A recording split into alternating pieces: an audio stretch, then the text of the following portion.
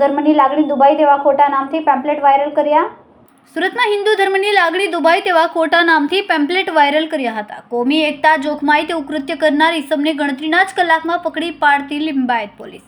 જમાઈને બદનામ કરવા માટે સસરાનું કાવતરું. ધર્મના નામે ગેરમાર્ગે દોરવા માટે ક્લાસીસના પોસ્ટર વાયરલ કર્યા. ટ્યુશન ક્લાસીસના પોસ્ટર વાયરલ કર્યા હતા. ફક્ત મુસ્લિમોને જ દાખલ આપવામાં આવશે. મારા કામ જગાડવાનું છે. જાગો કે ન જાગો.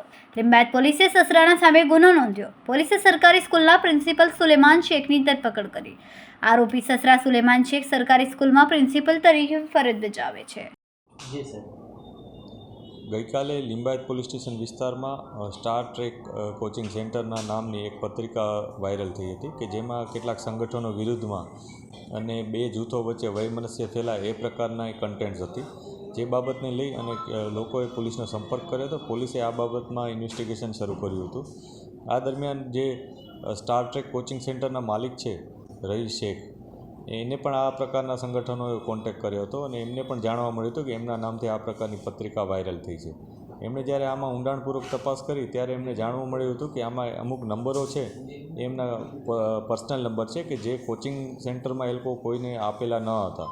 એટલે આમાંથી એમના કોઈ રિલેટિવમાંથી કોઈએ અથવા એમના નજીકના કોઈ સંપર્કના વ્યક્તિએ આ કારનામું કર્યું હોય એવું એમને અંદાજો આવ્યો હતો.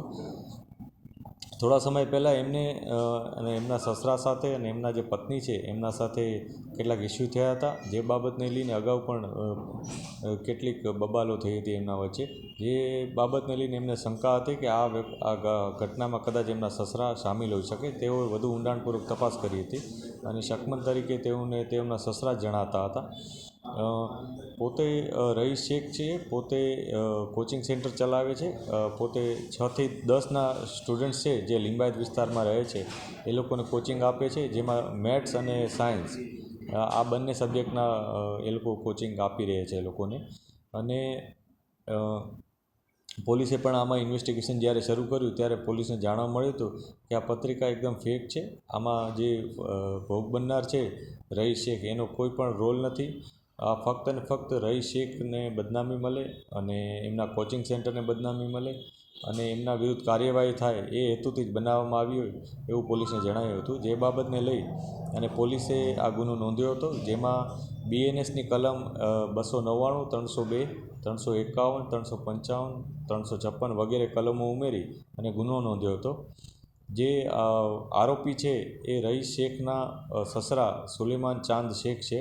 એ પોતે પણ શિક્ષક છે. પોતે SMCમાં એક સ્કૂલમાં શિક્ષક છે અને એમને કબૂલાત કરી હતી કે આ પત્રિકા એમણે જ પોતાની સ્કૂલમાં છાપી હતી અને કેટલાક લોકોને અને અમુક સંગઠનને પણ પોતે આ પત્રિકાઓ WhatsApp થ્રુ મોકલેલી હતી.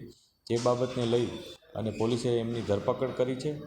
પોલીસે આમાં ઇન્વેસ્ટિગેશન વધુ ઊંડાણપૂર્વક કરી રહ્યા છે કે આમાં કયા કયા લોકો અન્ય સામેલ છે કે નહીં, અને એની પણ અમે તપાસ કરી રહ્યા છીએ.